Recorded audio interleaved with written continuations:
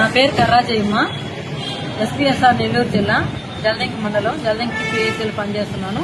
ఆ పనిచేస్తున్నప్పుడు నాకు డాక్టర్లకి కొంచెం గొడవయ్యి ఆ గొడవ విషయంలో నేను జడా శ్రావణ్ గారిని ఆశ్రయించాను. అతను పెద్ద లాయర్ అని చెప్పారు. ఆ లాయర్ దగ్గర నేను కేసు కడదామని వెళ్ళాను.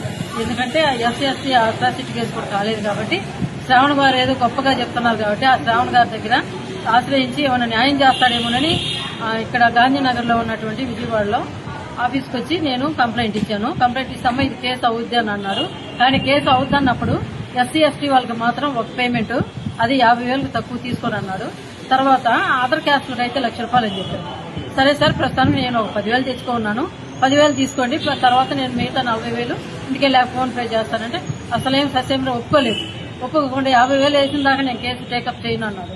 సరేలని చెప్పేసి మేము ఇంటికి వెళ్ళిన తర్వాత ఆ మరుసటి రోజే 50,000 నేను ఫోన్ పే చేశాను. 50,000 ఫోన్ పే చేసిన తర్వాత కేసు టేకప్ చేయట్లేదు. నెలలు రోజులు గడిచిపోతున్నాయే తప్ప